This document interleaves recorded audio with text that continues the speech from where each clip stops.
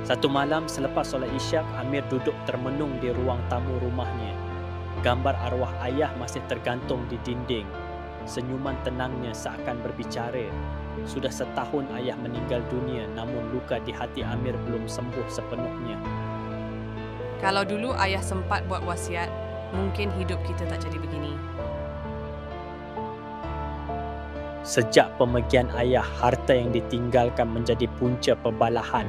Tanah di kampung, rumah pusaka, sedikit wang simpanan, semuanya kini beku kerana tiada wasiat. Proses faraid mengambil masa dan ada saudara yang mula menuntut lebih daripada sepatutnya. Adik bongsu mereka, Hana, masih biar belajar di universiti. Tanpa bahagian warisannya, Hana terpaksa bekerja sambilan untuk menampung yuran pengajian. Ibu pula terpaksa menumpang di rumah Kak Long kerana rumah pusaka masih dalam pebalahan. Kalau ayah buat wasiat, sekurang-kurangnya ibu dan Hana tak perlu susah begini.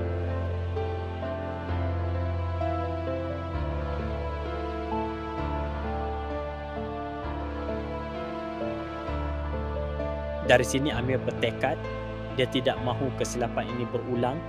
Dengan langkah yakin, dia mula mencari maklumat tentang penulisan wasiat. Baginya, wasiat bukan sekadar kertas tetapi tanda kasih kepada keluarga yang ditinggalkan. Jangan biarkan harta pusaka anda menjadi beban kepada waris yang ditinggalkan. Rancanglah masa depan dengan membuat wasiat, hibah dan amanah. Hubungi kami hari ini.